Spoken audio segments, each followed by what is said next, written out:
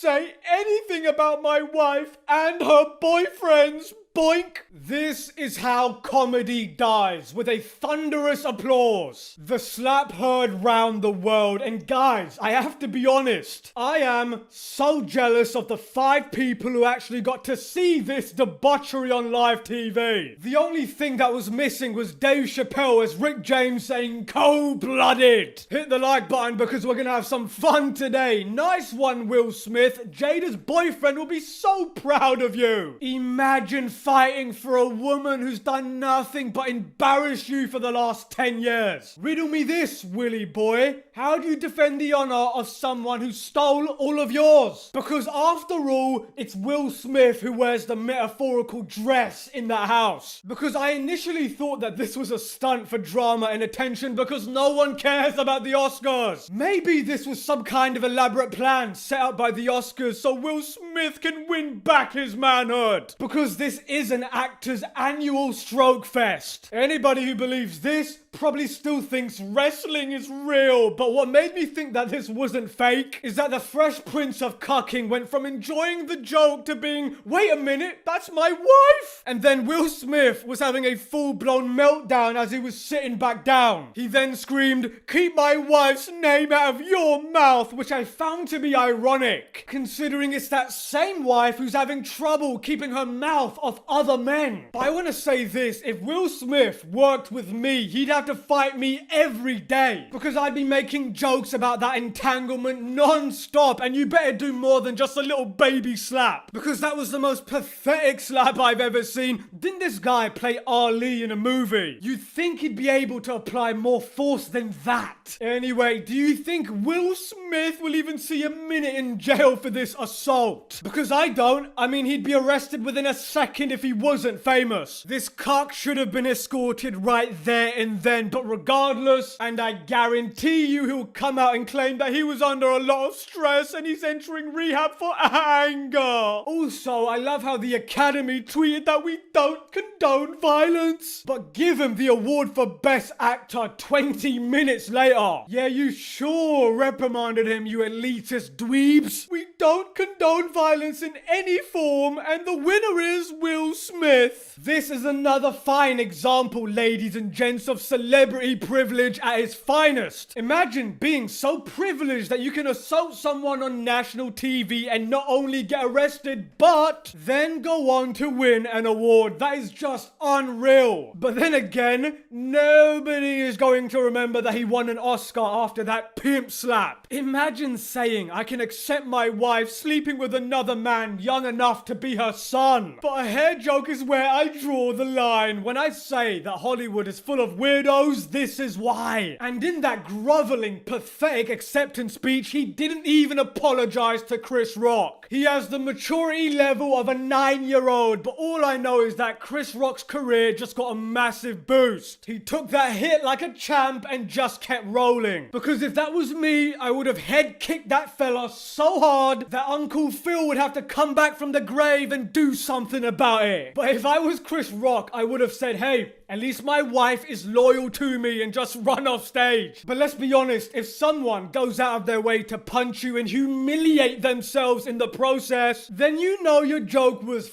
King good. Now Will Smith is yet another hero that has lived long enough to become the villain. Here's the lesson for ya. The truth always comes to light. You people need to stop praising these celebrities. They are nothing. They have zero control over you or anybody else. And on that bombshell, I really want Ricky Gervais to host a show now and see what happens. Because that would be glorious. Mannix out.